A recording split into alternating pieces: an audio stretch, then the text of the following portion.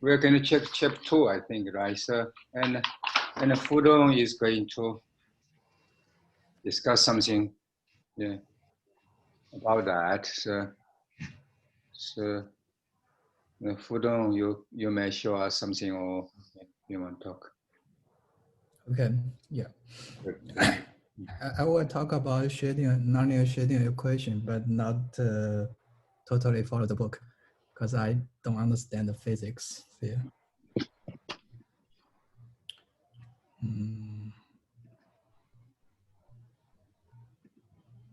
I made a meeting.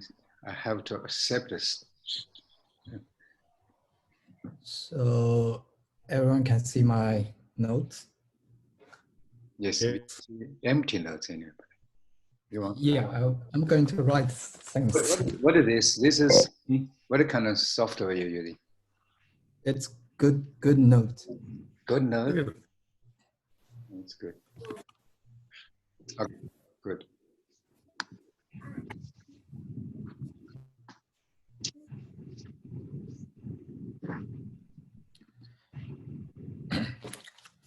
Okay, so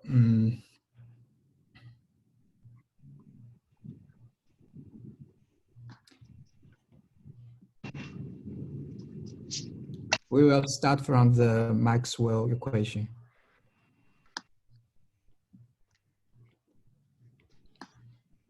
Is it okay? Everyone can see? Yes, go ahead. Yep. Okay, let's go. So the Maxwell equation is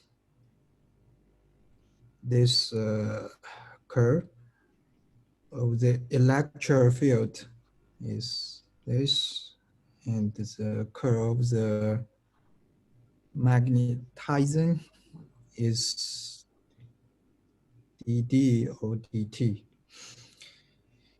So this is our starting point, and the material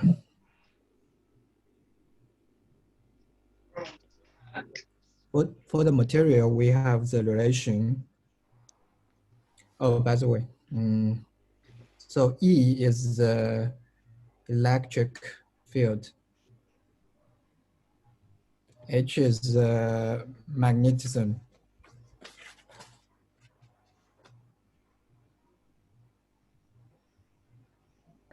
And E and B are divergenceless, yeah? What? E? E and B are divergenceless? What do you mean divergence? So the other two Maxwell equations. Divergence. Oh, I think we don't need to use that two equation. So okay. Yeah.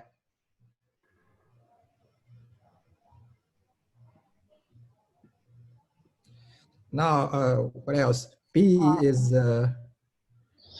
magnetic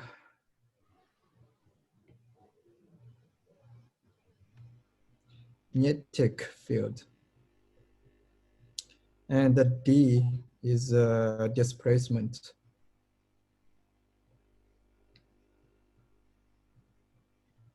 So all those fields are in the R3 times R plus, which means that the space variable and the time variable. So now we have a material, and this material is nonlinear, and it's a relation between the displacement and the electron field and the polarization. So this thing is exactly in our book, the optical solenoid in fibers. And this epsilon is constant, and it's determined by the material. So P is the polarization. Now,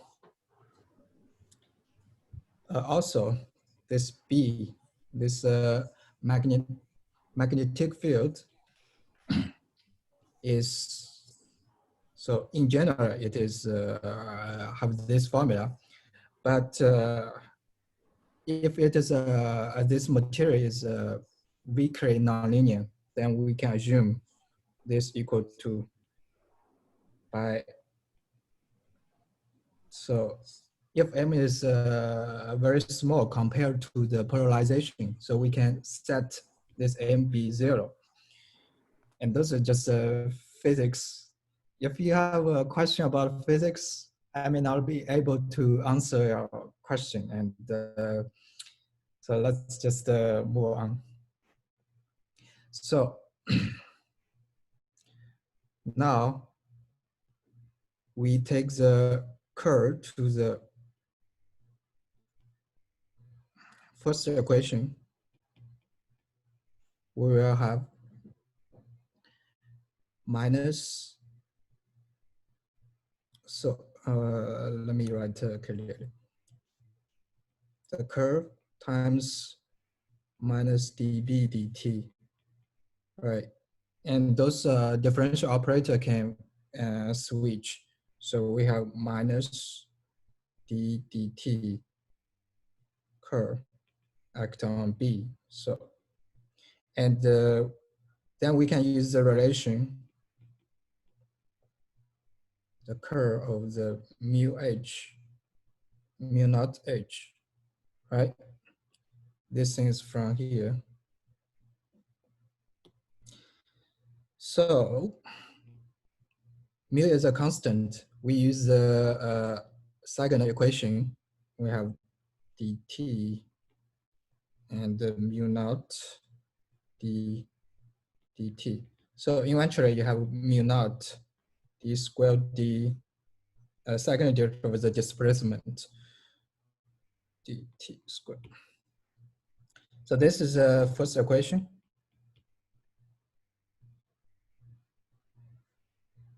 Oops. So, okay. Now,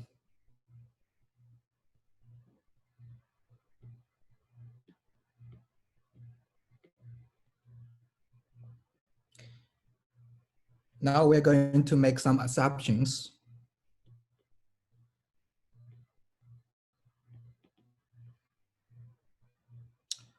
So first, we will consider the one-dimensional case. So this electric field x, y, z, t is only has the electron on the x direction, but this amplitude, you know,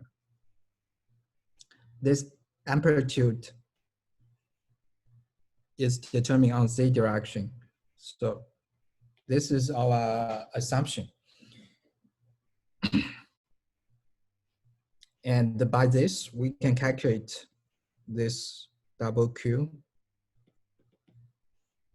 which is very simple. And this is second derivative in with respect to z, and other direction are just vanished because there's no electron.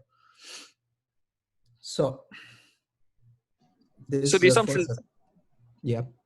so the assumption is essentially that it's a wave propagating in the, I guess, y direction here, and it's oscillating in the z direction in the x plane, I think, is what we discussed. Yeah. Yes. It should be. Yeah. Okay. So if you want to draw the, I mean, actually, I don't really understand how the magnetism and those physics thing work. So Well, if you EMB have should a be question, you can ask your physics friend. So, okay. Cool. yeah. Second assumption, we will have the this displacement. Actually, is assumption on the polarization. So the polarization effect can be written down as a linear part and a nonlinear part. And as I said, this material gave you a weakly nonlinearity. So eventually we can replace this displacement by epsilon A plus K1 E plus K2 E squared plus car 3 e to the third power. And in general, you can always write more, but let's stop here. So now for this term, it can always be it can always be removed if we assume the material has some symmetry. So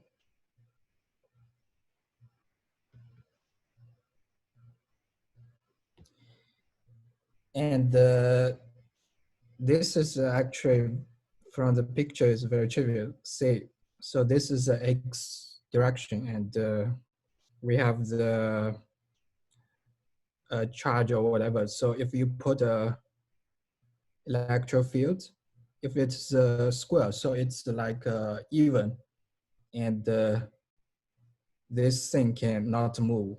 I mean, the display, the location won't change if you have this kind of even field. So this second, this quadratic term will be dropped. And next assumption, number 3 is about this. So those car, you can regard those cars as an operator. So car 1 is the convolution. So this is minus infinity to t dt.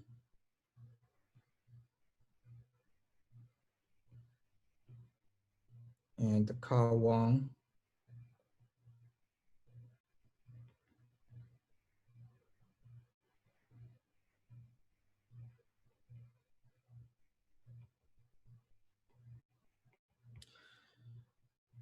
and the next assumption. So, okay, by the way,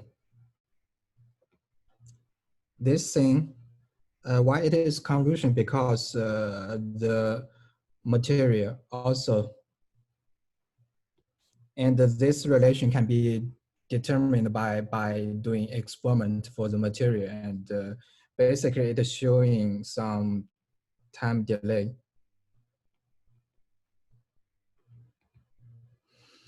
So next assumption is car 3. This is just since we already reduced the problem to the one-dimensional, so it is a scalar one, and k is a constant, and this is basically cubic dt. Now, based on these 4 assumptions, we can plug into the original equation. So first we have this one, and second we got that one. So these 2 are equivalent. So the equation we got is dz square epsilon equal to mu naught d t. And we already restricted ourselves to the x direction, so there's no problem. And by the assumption, we have here we have little epsilon, big epsilon plus car 1 convolute with capital epsilon, and mu naught, mu naught, k times this. So we got the equation like this, and this one is already very close to the nonlinear Schrödinger equation, but this is not the nonlinear Schrödinger equation. Is it that, or is it d dt squared of what's inside that? I thought d was It should be. D is I thought You don't D have was. D in the second. D is this, the second assumption. Yeah. No, So you I thought. remove So it should be remove D. it from the. That's what I'm saying. It should be. Then D. What? Yeah, mu naught D squared dt squared of the thing in the parentheses. Yeah. Yeah, no D in the second. oh. Second equation. Yeah. No Okay. D. That. Of Yeah. Okay. course. Good. Yeah. Of course, I was confused. of Okay. course. Good. Good. Yes. So this is the main equation, and you say this is first it's a nonlinear. So this term give you nonlinearity, and this term give you non-local. Right, so this equation is very complicated. It's a non-local, nonlinear PDE, and there's no way you can solve it. So that's why we need approximation.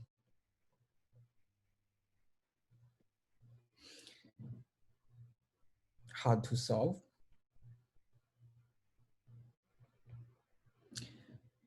So, to the approximation, we start with a linear equation. So this part is just a linear. We ignore the cubic nonlinear term first. And let's say what we have. So the equation is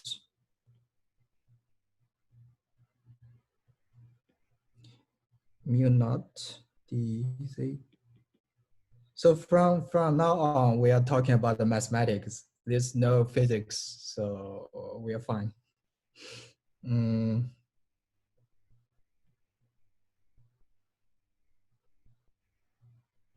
Right, this is a linear equation. And the linear equation, of course, you can solve it. And the first semester that you should think about is Fourier transform. So let's do the Fourier transform. And here we do the Fourier transform with respect to t. And let's call the Fourier variable omega. So omega is the Fourier variable. Now, you do the Fourier transform. The left-hand side, you got dz square hat, and the right-hand side, you got mu naught. So as we know, the Fourier transform transfer derivative to a polynomial. So this thing will become I omega square. So it will give you minus omega square, all right? And here it's just a hat. And the convolution become multiplication.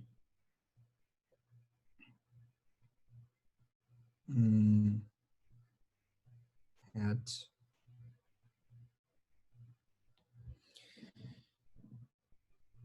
Just one thing I need to mention about it. So here, it's not a full convolution because you have a variable on the interval. But after you do the Fourier transform here, actually you got something, you need to put a heaviside function here, but since we are talking about t greater than 0 or frequency greater than 0, so it is implicitly hiding here. So we don't need to worry about this t here, okay? Now, this equation we can write as minus k omega square. It's just you combine all the things, and so k omega is this thing. mu naught epsilon plus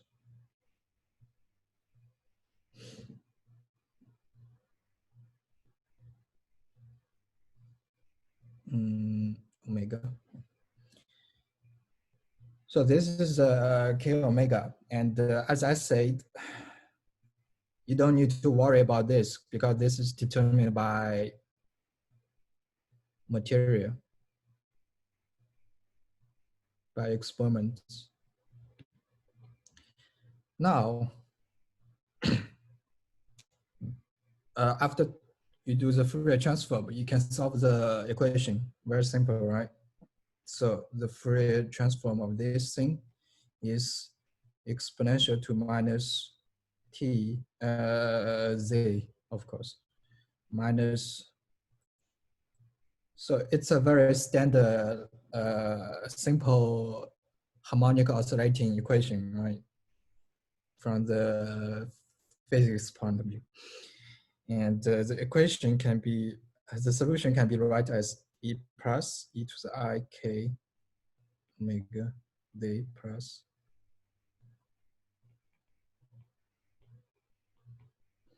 that's the general form of the solution of the second order ODE with respect to z variable. Any questions so far? Okay, let's move on.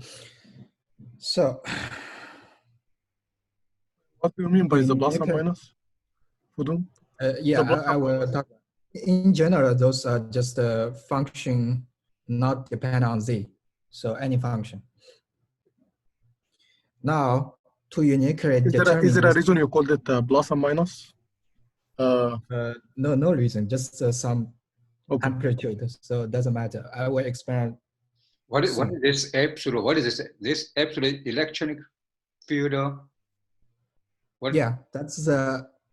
So we have the assumption, right? The electric field equal to epsilon EX. Do we have the mechanism still here? No, everything is electron now, because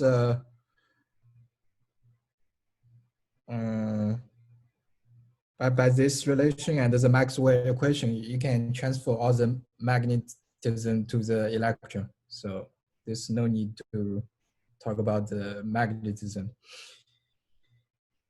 And now, to uniquely determine the epsilon plus, epsilon minus, we need initial data.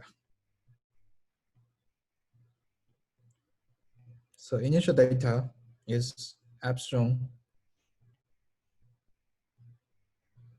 So epsilon 0 t equal to, so this is a very crucial assumption or ansatz. Plus complex conjugate. So CC means complex conjugate.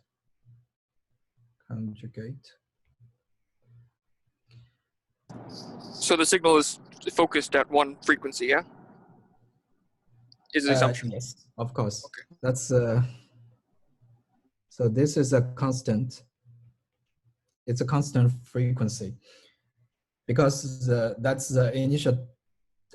You give a initial wave. So like, I don't know how to describe this in physics, but experimentally you can put Monochromatic something. wave, we'll say. Yeah. Yeah. So that's initial setting. And now, based on this, of course, we can determine.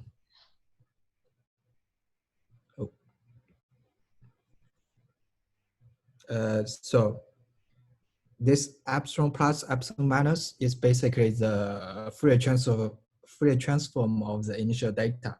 So let's say what is the Fourier transform of the initial data. So t become omega, and so you do the Fourier transform to the a, and plus cc, right? And what is the Fourier transform of this? And it's very simple.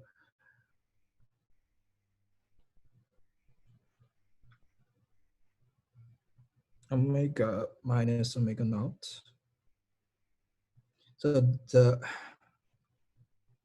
this exponential give you a phase shift, and this scaling give you this. This scalar factor give you this, and this this phase give you phase shift.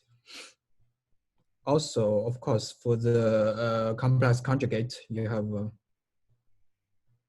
plus omega naught.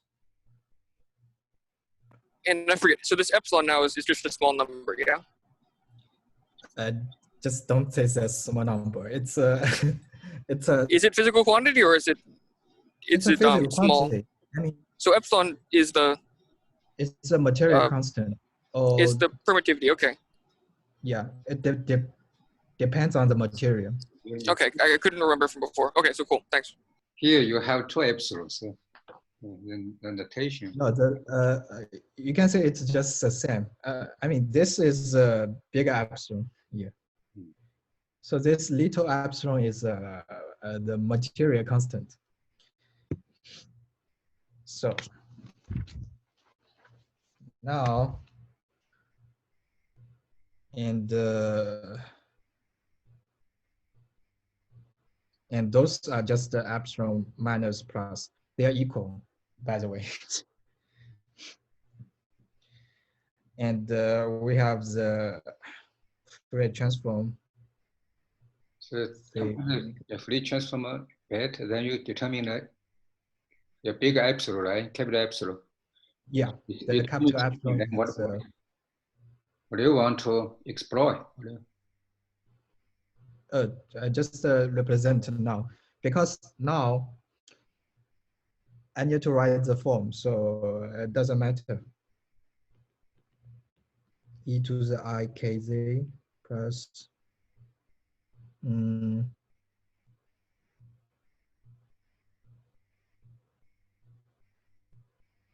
so yeah. Oh, of course, this no.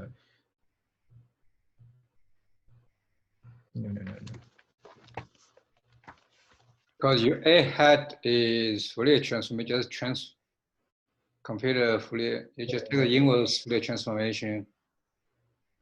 You just get a linear combination of the A to A at different frequency. What is that? Omega is just number, should be frequency. Omega is the frequency. So you have two kind of wave, I mean. So this is satisfies actually the wave equation, right? Yes, if we exchange the Z and the T, then it's the typical wave equation, but they are equivalent, Z and the T variable, it doesn't matter. And I will explain more. So this thing is,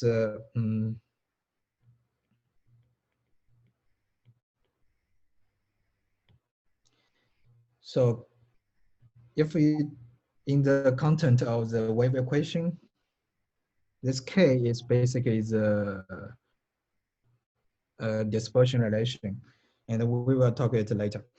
So now, after you do the Fourier transform, you do the Fourier inverse, then you can solve the equation, right? So, because we want to get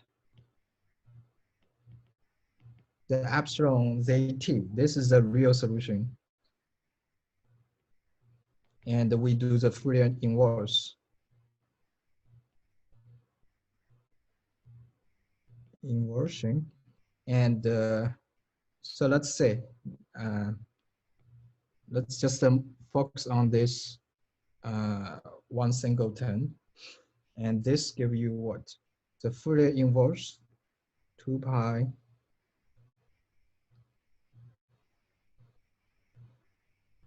Okay, there's a little mistake, but I will fix it. So here you have a 1/2.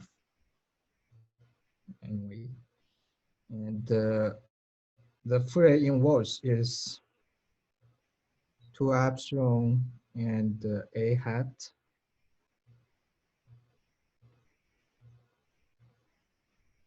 e to the I k z e to the I omega.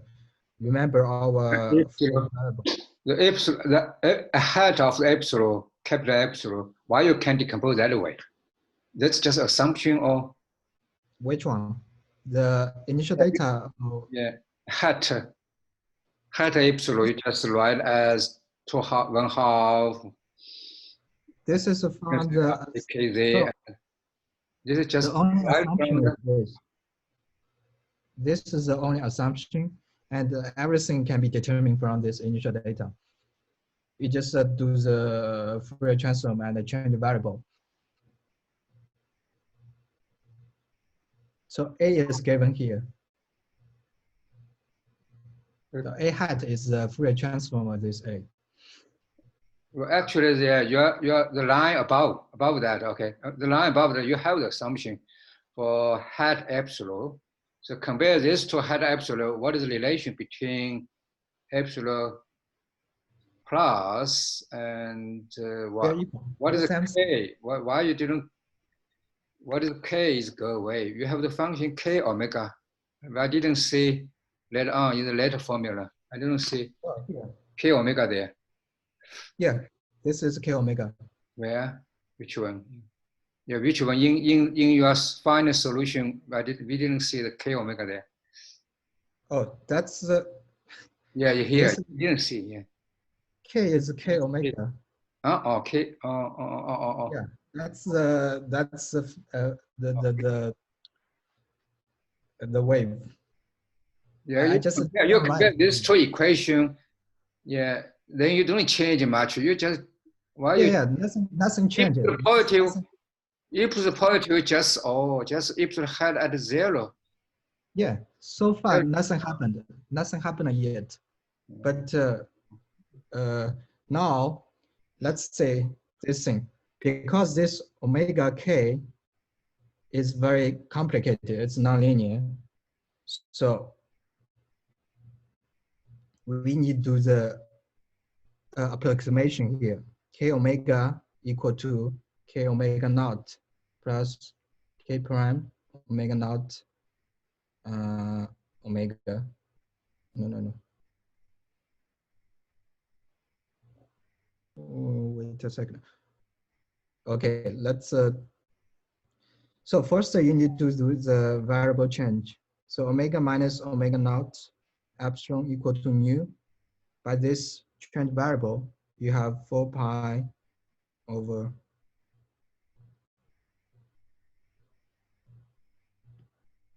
and e to the I k epsilon mu plus omega naught z e to the I epsilon mu plus omega naught t and d omega d mu.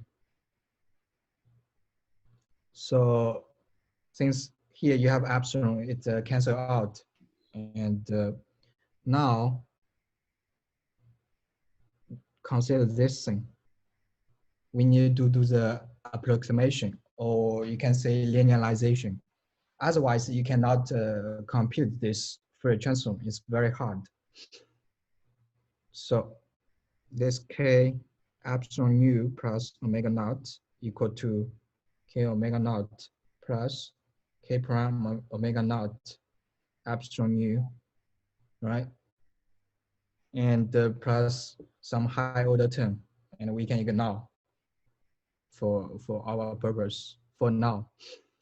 And this eventually give you, so here is just the approximation. And you can take the constant out, e to the I k omega naught z plus omega naught t. And inside is a mu e to the I mu k prime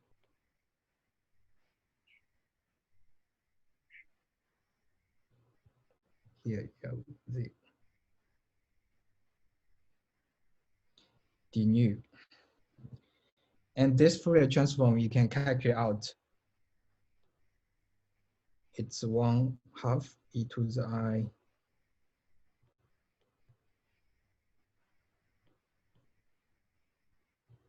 a epsilon k,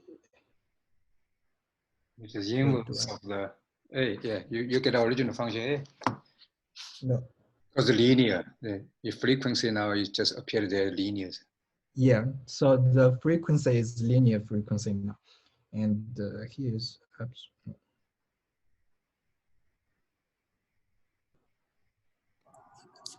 So the point is that the signal is concentrated around in frequency space around omega naught. Yeah.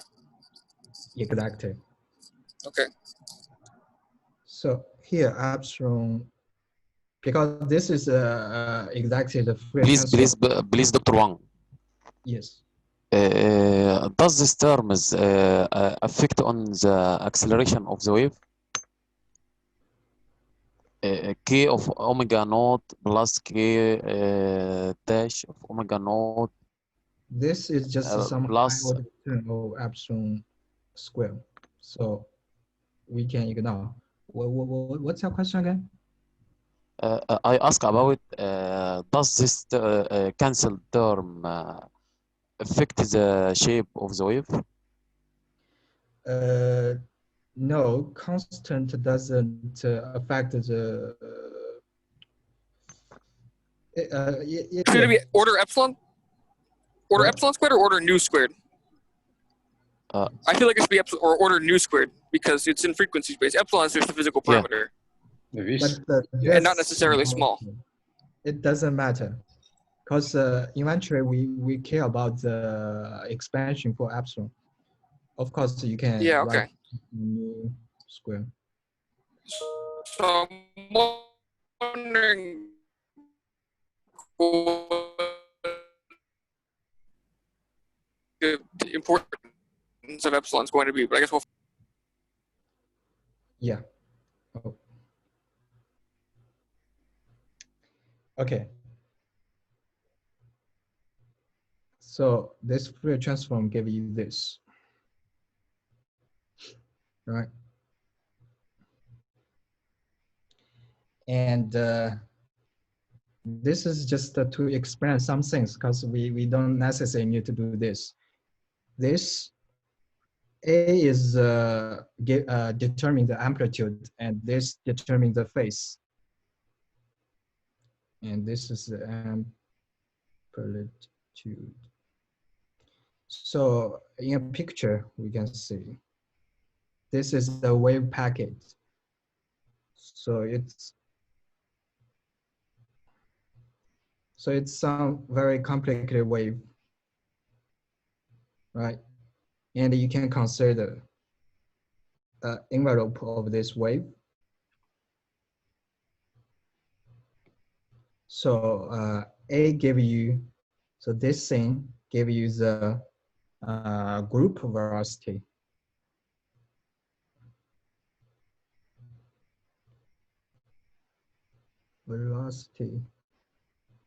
And this give you the phase velocity.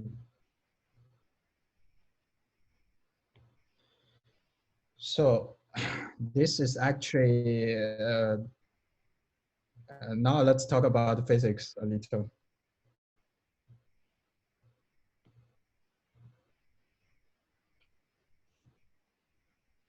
And in the optical, how do we send the message? We have 0, 1, 0, 0, 1, those information. It's just so 0, 1, you have a bump, and 0, you don't. So that's a signal you can send through the optical fiber. And this, but in reality, it is not like this. It's like some wave here. So something like that. And if you do some approximation, so this is the reality. Now you do the approximation,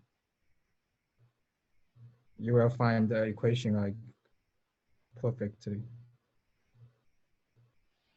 And that's why we need a solid term. And those approximation, as we will say if you read more about that, the textbook we are using, you can, this approximation is mastered by the nonlinear Schrödinger equation. So, but now we are back to our equation, this equation, and this time we will consider the whole equation, and this cubic nonlinearity will be considered, and let's see what happened. Let me copy this equation.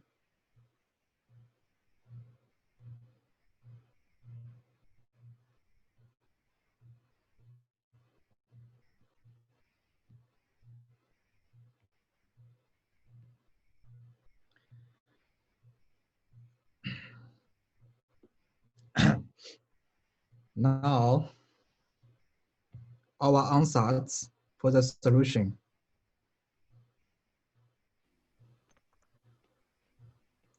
will be this, t minus k prime.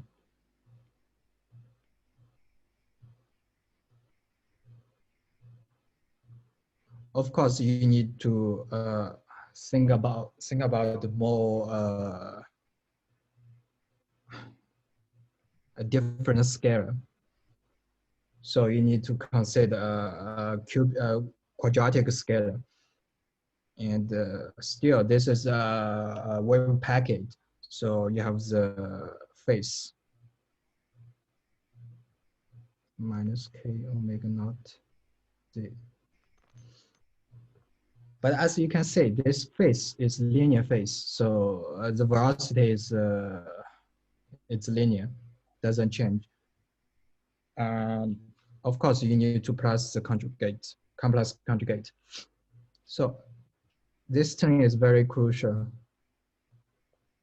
But in general, we have epsilon. Also, we need this term. But this is corresponding to the slow time. And we can ignore this thing. It's from some physics point of view. So actually, yeah. Essentially, you're separating things out in terms of this material parameter epsilon, yeah? So epsilon is supposed to be this Exactly. permittivity. Okay, I see. And it's a spatial parameter anyway, so it makes sense. I think I understand that more now. Okay, cool. I don't understand the physics, but anyway. And this is a We'll very, talk tomorrow. yes, a typical method to do the asymptotic. And now, again, we need to say dz epsilon, this second derivative is what? Based on this ansatz, we have, so it's just a simple calculation. I just write the result for you.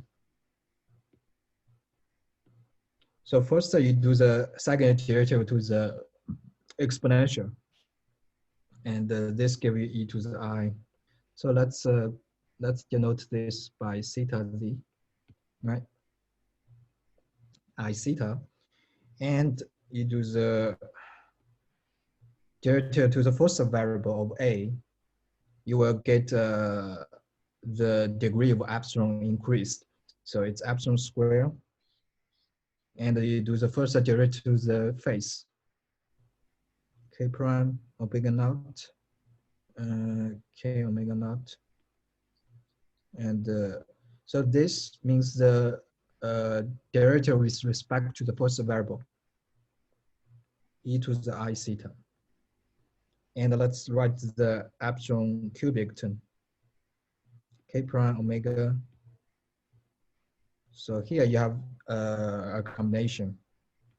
You can do the derivative, first derivative to the second variable.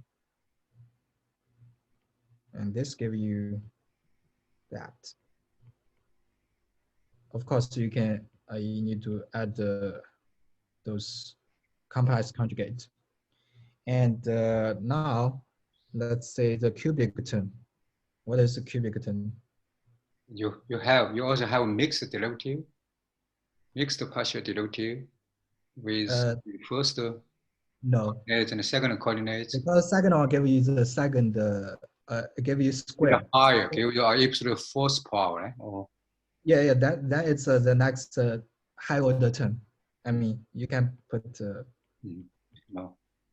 We ignore the high order. So now cubic is what is the cubic? Epsilon A E I theta plus epsilon A bar E minus I theta cubic, right? And this is 3 epsilon and A, yes, modular A times A e to the I theta plus little epsilon cubic 3 e to the 3I theta plus complex conjugate. Now, if you're familiar with nonlinear Schrödinger equation, you would immediately say this term already come out, and we will say that's actually the term in the nonlinear Schrödinger equation. Now,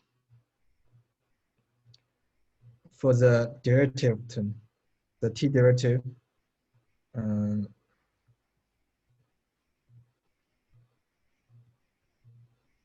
not.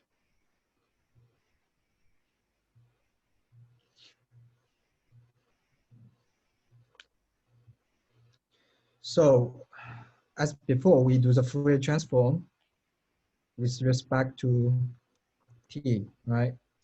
And we do the linearization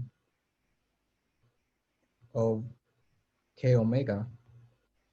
But here, we do the more accurate approximation. So in this step, we do k omega equal to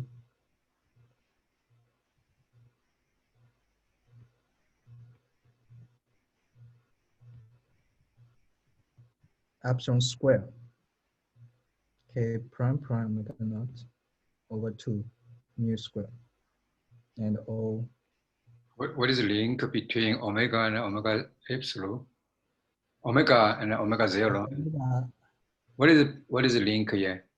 So, What is epsilon here? Epsilon is just the difference between omega and omega zero. so remember we have this term, right? And we do the variable change. Or you So could omega is epsilon mu plus omega naught. And this is a step in the Fourier transform. So, but the only difference we consider the high order approximation for the dispersion relation. And because this term, the wave eventually become a dispersive wave because you have v squared here. Yes. And so k omega square equal to 2 epsilon k omega naught k prime omega naught mu plus something. So ignore this C2, just some constant.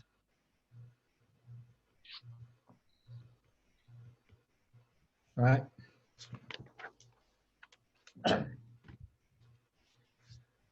And now we have all the approximation and we plug into the original equation.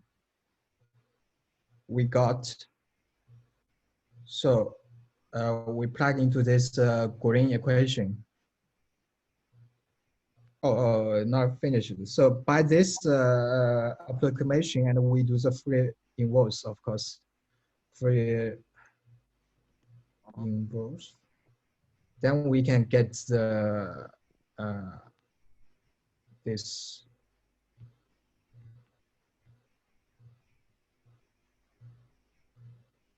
this term is approximated by, let me write down something here,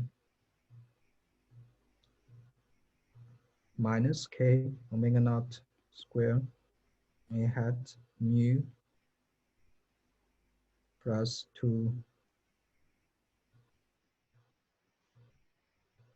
Oh, that's from the, okay, not this one.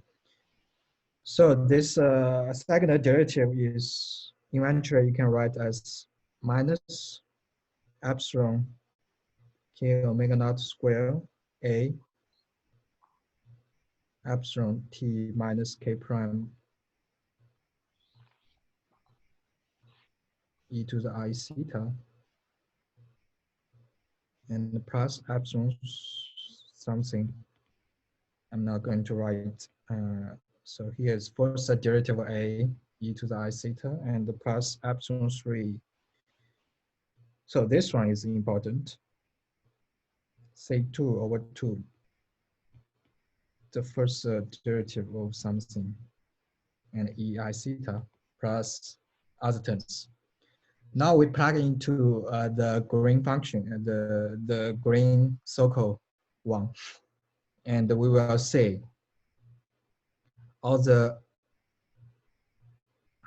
little and O epsilon square will cancel. And this gives you the nonlinear Schrödinger equation.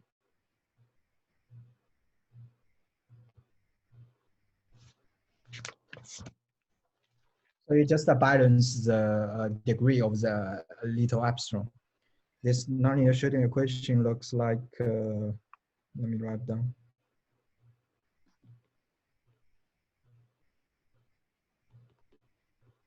Two IK.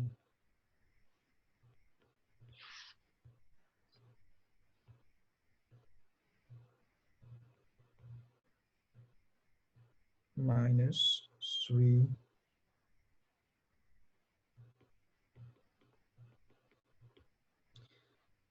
so this is the nonlinear Schrödinger equation, right?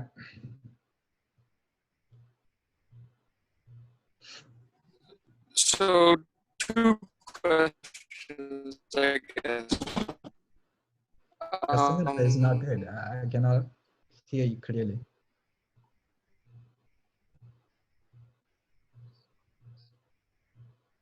If I can say something really quick. Yeah. Okay, hold on. Maybe I'll type it in the chat. You can hear me okay now? Yeah. Okay. So question number one. It's more of a remark, I guess. So really, the roles of space and time variables are kind of reversed here from what I'm used to seeing, at least. Yeah.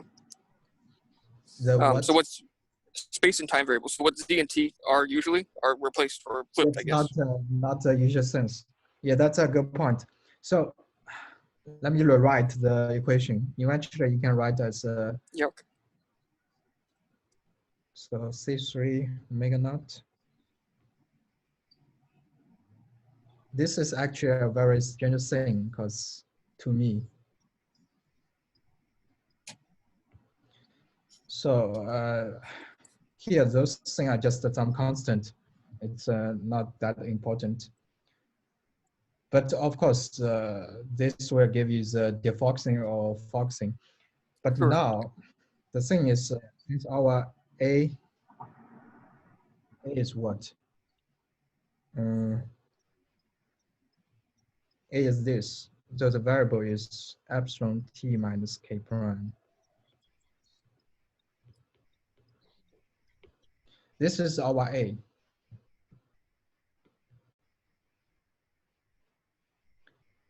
And usually we denote this by x and this by t. So if you do this, you eventually will get something like So then it's actually the standard. Okay. et equal to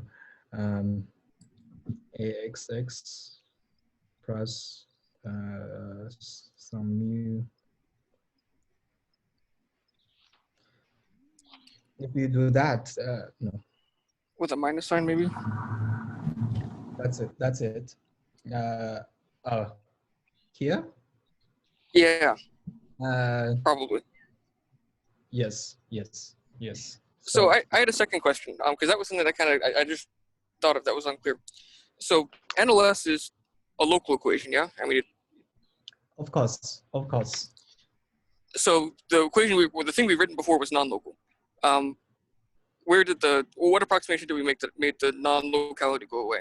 Was it the when we did the inverse Fourier transform, we made that approximation Exactly. for So K? Or, the procedure because the thing is, we had before was non-local, yeah? yeah, this equation, it's non-local.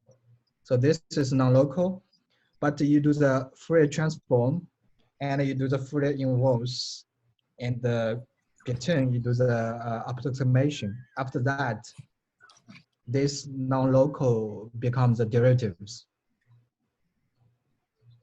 I see, okay. Because say here you have v square, right?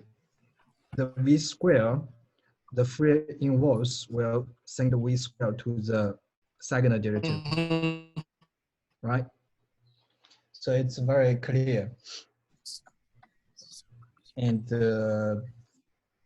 since I already use in our, I'm not going to talk about how to estimate the errors. So the next part, in usually the research, their paper Okay, will cool. justify that this approximation is actually good. So yeah, but there's more details, and some result is now you can do something like KDV can approximate it by nonlinear Schrödinger equation, but not directly. You have to transfer it to MKDV. Then you do the approximation by nonlinear Schrödinger equation. The difficulty is because you have a quadratic non-linearity. If you have a quadratic non-linearity, it's very hard to get a good approximation by nonlinear Schrödinger equation because we have the cubic nonlinearity. And there's many researches, some ongoing researches recently, but it's very complicated. So it may need another hour to talk about that. So I'm stop here. Any other questions? Good, thank you very much. Questions, and I don't have a question anyway. You derive the equation by using input powers with conjugate part. So you have one part and also a conjugate part, right? So then you produce that's why you produce the absolute of A. But in the textbook they don't use conjugate part. They just emitted from the because that is you can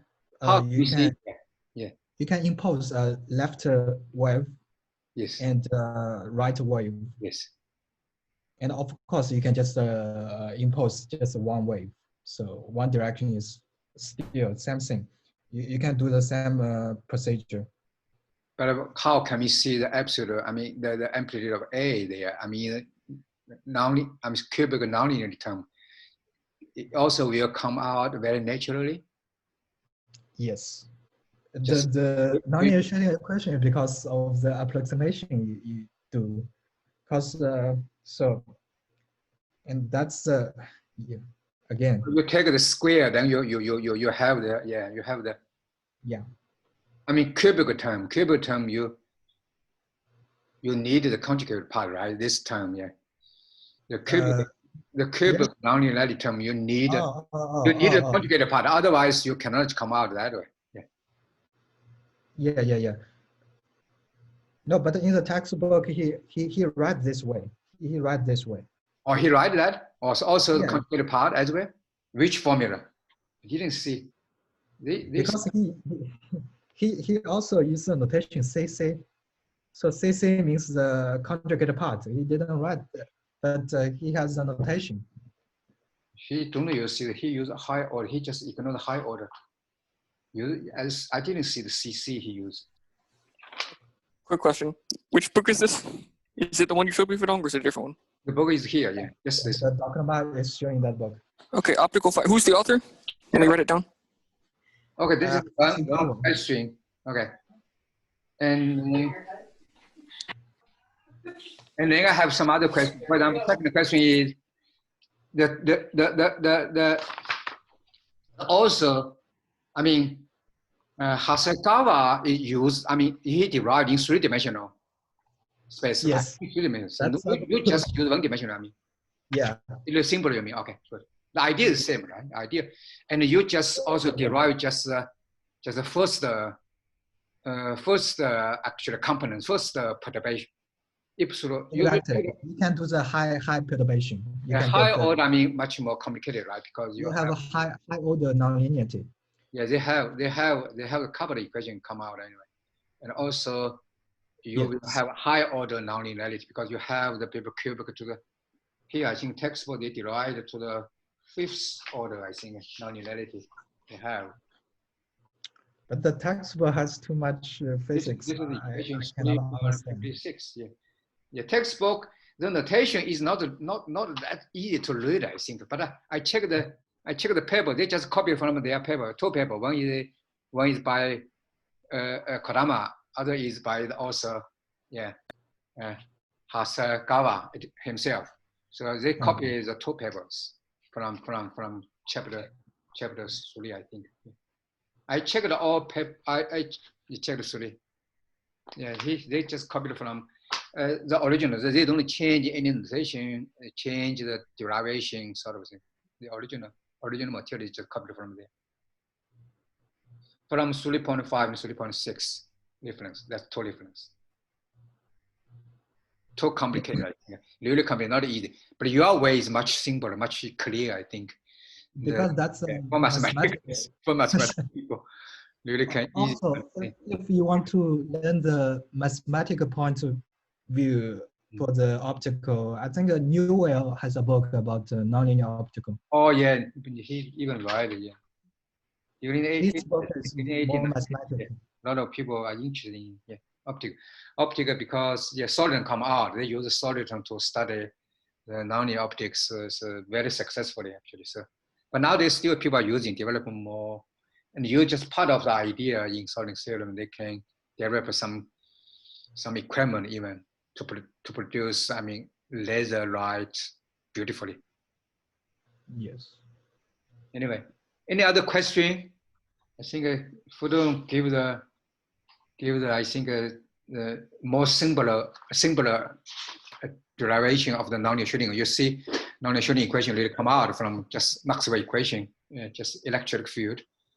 It's come out from every equation actually. Yeah, and because we are if you look at the right, they obey the maximum equation, so everything should be obeyed there. Actually, KdV also can come from the, some people derive KdV also from Maxwell equation. And which is interesting. Yeah, so I have a question. Yes, please. Is anyone ever going to do in this? So I've heard that you've been recently interested in physical derivations of PDs or integrable systems. Is anyone going to do KdV? Because I'd be interested to hear her talk about that. Yeah, there's some even published paper. What do you mean? I mean, KdV is just from the classical mechanics you can do. So a derivation from Navier-Stokes. I'd be interested to see that if someone knows how to do that. Water wave, right. Navier-Stokes, fluid dynamics, Yeah. But fluid dynamics actually is kind of wave also, also kind of wave. I've never had the capacity to go through the whole derivation. I mean, you can unify them together. Yeah, there's some unified equation as well. Yeah, so I mean, either you can from maximum from mechanism wave and also from just water wave. Yeah, you can unify because from a mathematical point of view, they are not different because the wavelength is just different. Yeah, that's it. I actually have a question, although it may be more of a naive question because it's more of a physical interpretation. So the solution to the KdV you can find as a potential to the linear Schrödinger equation, right? Yeah, they associate with linear Schrödinger. Actually, this Right. is the potential of the linear Schrödinger. Yeah. Right. I just never understood how, if the KDV is supposed to model physical water waves, right, a macroscopic object, I don't understand how that's supposed to be a potential for a quantum system. It's the that's linearization. other thing. That's the inverse scattering. I mean, inverse scattering is Yeah, that's another. the quantum mechanics and quantum mechanics.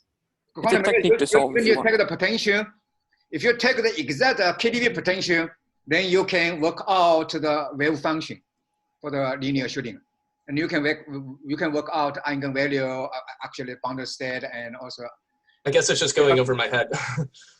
It's a smart technique to solve the equation if you want. The reason that Exactly. This So is for- here, Schrödinger equation shows up.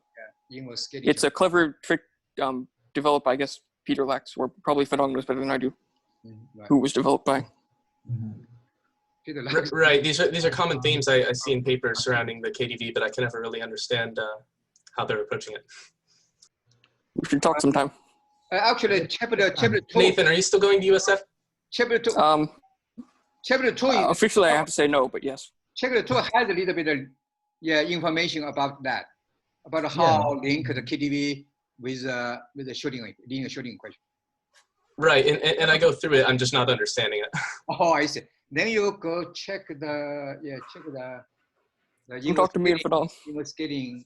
Definitely. Transform. by Wedge. You can check that textbook. Yes. I mean, that's easy to read. I'll definitely reach out to you guys.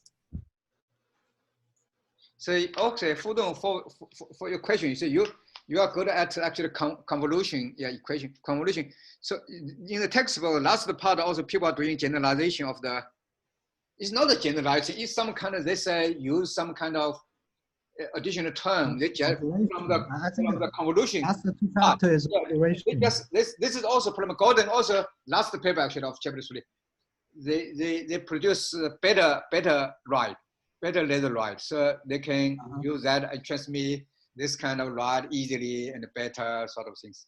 So yeah, a lot of they still keep the integral there. They still keep the long local term. Yeah, actually nothing. Nothing mentioned that, but yeah, this is still see. I don't understand much, but yeah, I mean the motivation is there. They use non-local. You still keep the non-local term, to the better. I mean, prediction approximation to the wave, to the electronic wave or mechanism wave. Good. Yeah, I learned the idea anyway, but the derivation. The idea is very good. Yeah. You have to computer yourself, then you really get it. Otherwise, Exactly. I mean, it's a very. Where did you got this model? You derive yourself or use the idea from some text, some book or some textbook or some paper? It's a complete from a paper. You got the email, right? Ali sent us the email. Oh, this paper, you different, pretty different. This is a very job. They're not that clear. I think they Same thing. I completely follow the paper. Oh, I see. Oh, almost same. Anyway, when I read it, I didn't talk about the last page. They bring you the idea. Okay. Okay, first part actually. It's very popular actually. This method. They are doing this whole subject about the nonlinear Schrödinger approximation, and it's popular in like UC Berkeley. There's a group. Yeah, a lot of people derive nonlinear Schrödinger equation in different ways. There are many ways to derive that actually. So this is pretty simple, clear. But anyway, their writing is not clear, I should say. Well, when I read, I think I It's a lecture. It's not a paper. And I didn't get it. When I read it, I mean, okay, yeah, conjugated part. Anyway, any other questions for you have? And which is good, I think. So now you're showing now equation come out, and this equation has solidum. So that's why people really just take this, and the high order one as well. High order also has solidum. So people are using this now even high order. If you take the second order, if you consider second order effect, then you have the high order nonlinear Schrödinger equations.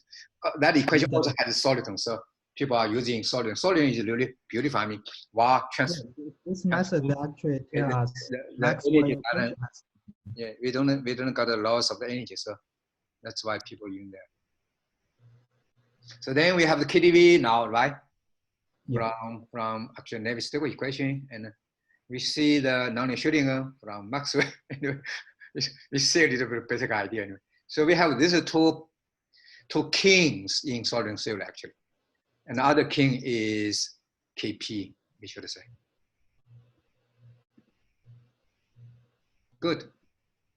So questions, more questions from the audience. If you have whatever question, you may think about this kind of equation from other perspective. Then you may have a question, and you can ask them. Fudong really, he's really, I mean, good at analysis. You know, he really just what kind of software? You use a pen to write, or use a hand, use a finger. What kind of? Oh, you have. Oh, that's a pencil. Yeah, that's Apple Pencil. Or Apple Pencil. Or you use a tablet. Yeah. Oh, you use tablet. I see. That's why tablet, right? Okay. Yeah. Fudong. Tablet is good. Tablet is good. How much is that? 500,000? $500? Huh? About 500. Yeah. Which is good. Could you? Yeah. Did you buy it from our books, a computer store? No, from the international mall. Oh, you know, I mean, computer store. About US computer store, you can get a discount, you know, and also you can waive the taxi. If you use my account, definitely you can waive taxi. If you use your account, you can get a discount. Discount up to 15 or 20, I think, percentage discount, which is good. They have a discount too. I mean, it's equivalent. I see. International Mall, the Apple Store now is closed. Oh, it's closed. I went there. I want to buy an iPhone, but they closed. I buy online. Yeah. Good. Any question? Now we have. Yeah. No, I always have more questions, but I have to go. So see you later. Okay. Yeah. See you. Okay. Are you still in Orlando? Yeah. So I'll be back tomorrow. Nelson, welcome. There are a lot of physics actually. If you want to talk about it was a good time this time. Next chapter about math, how to solve nonlinear Schrödinger actually. So we should talk about how these equations show up in quantum gravity. I think that would be interesting. That's all our physics. All our physics. So we should talk about how Kp shows up in quantum gravity. I think that would be interesting. Yeah, you may talk about it, or Hunter, you may talk about something. Do you want to hear? Yeah. All right. So see you guys later. Both of you. Okay. See you anyway. Okay. We can discuss later. Yeah, discuss it. You may, you may request Nelson may talk about some chapter. Yeah, really a lot of physics. But next chapter about inverse scaling for nonlinear Schrödinger. So some of you may, some math people may talk about it. Ellie, you should get the people anyway. Where's Ellie? Ellie, you try to get the people. Okay, talk about inverse scaling for nonlinear Schrödinger. I will get somebody to do it. Yeah, you can talk about it because you learn about it, right? This nonlinear Schrödinger first example. This two very fundamental example. You really can solve it. But mathematically, Funo, can you go above? Let me see the non-local term. Go above a little bit. I can see it. This is not the non-local. Okay. Here. This is just a convolution. It has an integral. It's not the reverse or what different. What is chi? What is chi? Chi1. You define this with chi1. This actually is satisfy some equation. This is not a condition, right? Or you define chi1 act on that. Define that. What is chi1? Chi1 here is how you link to the potential, link to the electronic field. Yeah, electric field. Where the assumption? Yeah, your previous slide, I think you have the no assumption. It's just some physics stuff because you can. So this is a function, and this can be determined by experiment. That's basically it. I don't know what it is. The permittivity, the epsilon value. X1, yeah, chi1. This is chi. I think the chi. Or X1, yeah. X. You can pronounce X. And you need to check more books. I don't know the physics meaning of that. The introduce chi is to present the electric field E. That's actually in the material offered by Foudon, the equation 7. Equation 7, they link the electric field by using that chi 1 actually. The first perturbation term. Then your second perturbation. Yeah, anyway, yeah, you will need time to adjust and to really get it. When I read it, I get the idea about the mathematical derivation, but a lot of physics behind that. Good. Any other question from audience? Or some of you want to talk about something or different stuff? Welcome talk. Yeah. Actually, Jiang Ye is here. Jiang Ye, you're studying nonlinear Schrödinger, right? Do you want to talk about inverse scaling next chapter for nonlinear Schrödinger? Yes, I'm here, but I will leave the leave. I will go to China well soon. Yeah. What date? What date? 24. Yeah, 24. So. 21. Yeah. Good. Okay. Any other? So, even you just get people. And this is Yes, I got people. I'll get somebody to do it. I mean, you're the actually. As Professor Ma said, I mean, even though if somebody have something or anything, I mean, in our field to talk about it, you are always welcome. Okay. So, in case you cannot get the book, and if you have something to tell us about it, now you have to be in our field, about Soloton, then you are always welcome. Then send me an email, and then I'll let everybody know. Yeah. So, good.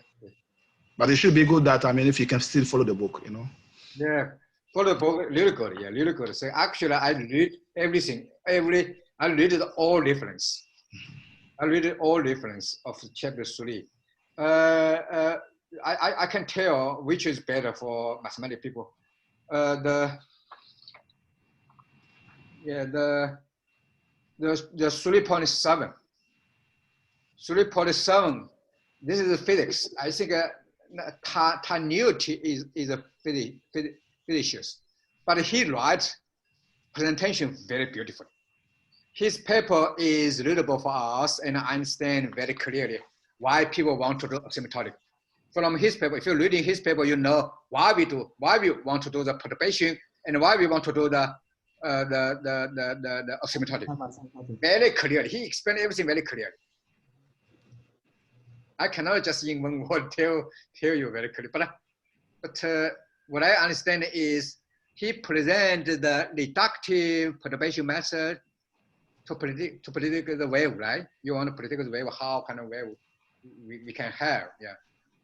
From reality, very complicated. We don't know how to produce, but you have to tell people how to produce. You have to present by mathematical way. So he introduced a reductive perturbation method, which is kind of use waveguide sort of. Waveguide you may not understand, but waveguide, I mean, you take some control. I mean, you put some control or input some condition sort of things to produce the right. This is the idea. And also why we need asymptotic, because as time goes by, when time is very large, we have to control the wave. So you have to say you can say or separate the wave, because if you cannot eject two waves simultaneously, you have to import individual wave. So how can we say individual wave?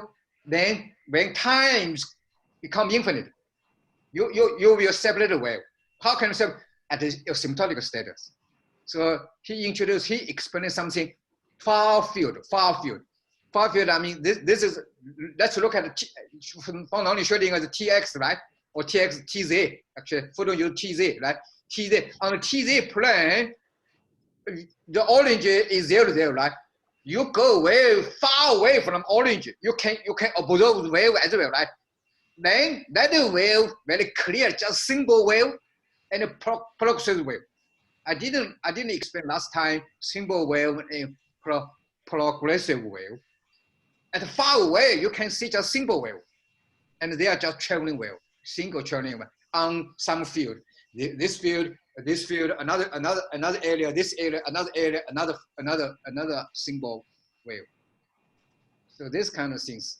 That then the mathematician just understand we want to do the limit, not asymptotic sort of this.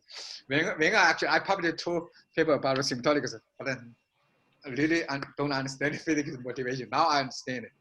Read the paper, 3.6, 3.7. Very easy to read. Other paper more or less, actually it's a Hollow's paper even though 3.3 just inverse scaling for non-Schrödinger, but also very complicated, I think. And all other papers about physics. I read all of the paper, but yeah, it's hard to understand the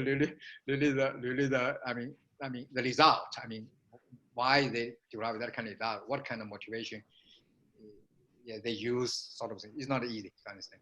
But anyway, read maybe more time, you can understand. Good. You can read 3.6. Really good. Good paper. 2.7. Yes. Can you share the recording video? Yeah, okay. I'm free. Yeah, no problem. Yeah, okay. Yeah, I'm not finished, so still. Good. Any more questions? So the time pretty okay, and now we still have a few minutes. Anyway, if you want to ask, discuss, it's just free discuss with us. Even you can anyway. Some of you may want to use some other language or Chinese, and no problem. Fudong can understand the problem. Okay. Yeah, most of I think we got some young people from China, right? So, Liu Duan. I don't know who is Liu Duan actually. Could you, Mr. Liu? I'm Duan Qihong. Oh, I'm sorry. Okay. Nice to meet you. Yeah, a lot of you do applied math actually pretty much. Here a lot of applied physics. So yeah. We just use this textbook. Yeah. Okay. Good. This is not very thick. Yeah, very thin textbook. So. Oh, I got it. Thank you. Yeah, you can download actually. You know, download. The textbook. You can download. Yeah. Thank you. You search the general library. So you from there you can download free of charge actually. Even this one. Oh yeah, this is even better. Oh, Matsumoto. No, the same one, but the latest version. Oh, I see. Same guys. Matsumoto is a student of Hasegawa. He raised a few students, I think. But Yoichi Kodama also published a book with Hasegawa. Also same name, right? Same name, I think, same title. Probably they change a little bit. I don't know. I didn't check it. I don't have time actually. Yeah, oh, you purchased that? You got it? No, library? Library. Oh, I see. Yeah, optics is another. You give us ideas. You know? Physics people really give us a lot of idea. I think if you learn a little bit, you can do math. You can do mathematics much better. Nowadays, I understand actually the wave pretty well. I should say. When I gave you a talk last time, actually, I still don't know what is symbol wave, what is proxy wave. Physics people just want to explore symbol wave. What is symbol wave? You know, you can read online. I cannot finish it in a few minutes. Symbol wave and progressive. Anyway, good.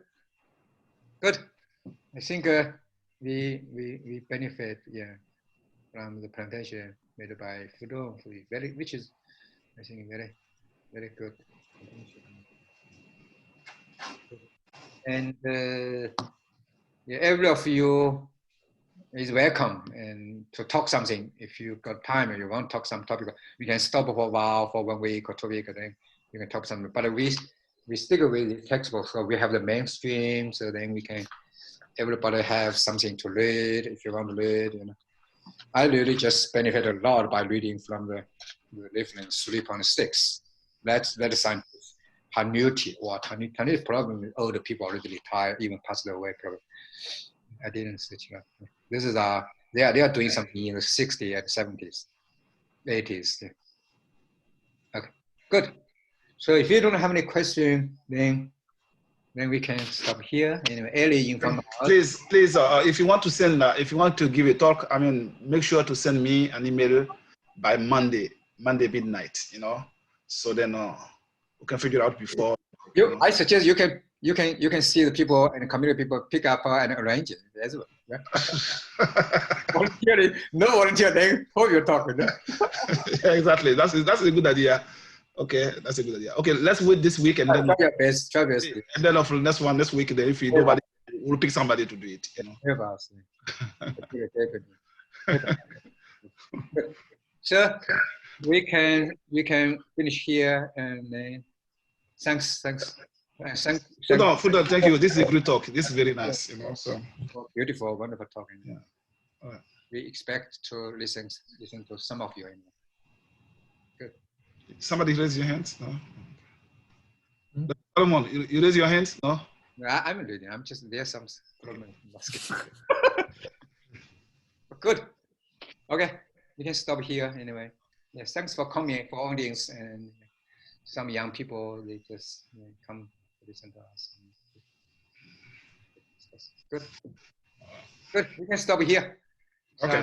I'm close the meeting and then see you. Look forward seeing you next time. Yeah. Okay. Bye bye everybody. Thank you. Bye. You can leave.